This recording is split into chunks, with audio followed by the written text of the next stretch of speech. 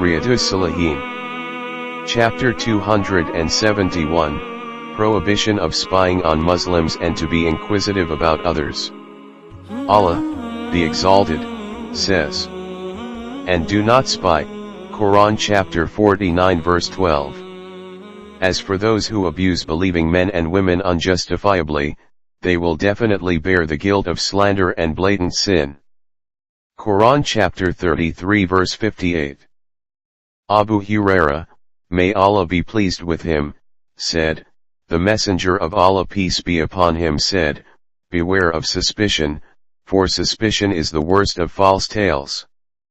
Do not look for others' faults.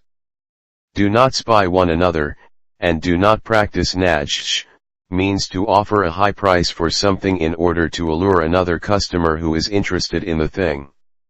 Do not be jealous of one another and do not nurse enmity against one another. Do not sever ties with one another. Become the slaves of Allah, and be brothers to one another as He commanded. A Muslim is the brother of a Muslim. He should neither oppress him nor humiliate him. The piety is here. The piety is here." While saying so he pointed towards his chest. It is enough evil for a Muslim to look down upon his Muslim brother. All things of a Muslim are inviolable for his brother in faith, his blood, his wealth, and his honor. Verily, Allah does not look to your bodies nor to your faces but He looks to your hearts and your deeds. Another narration is, do not feel envy against one another, do not nurse enmity, do not spy on one another and do not cheat one another. Be Allah's slaves, brethren to one another. Another narration is, do not have estranged relations with one another. Do not nurse enmity and do not feel envy against one another. O Allah's worshippers! Be brothers. Another narration is, do not estrange mutual relations and do not intervene into the transaction which is likely to be settled with another person. Reported in Sahih Muslim. Commentary: beware of suspicion means such suspicion about a Muslim for which no apparent evidence is available. Similar is the case of that thought which emerges in one's mind without any logic. Najsh means to give higher bid in auction only to deceive others. Thus, it is a false bid which is not at all intended for purchasing the thing which is being auctioned. The instructions given to the Muslims in this hadith are meant to secure the honor of Muslims. Since, doubt without any reason, and search for defects and weaknesses go against the security of a Muslim's honor, Islam has strictly forbidden Muslims from them. Another purpose for forbidding such things is to consolidate Muslim brotherhood.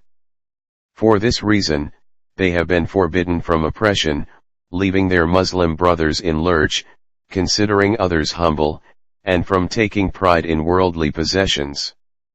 In fact, the life, property, and honor of a Muslim have been declared unlawful for all other Muslims.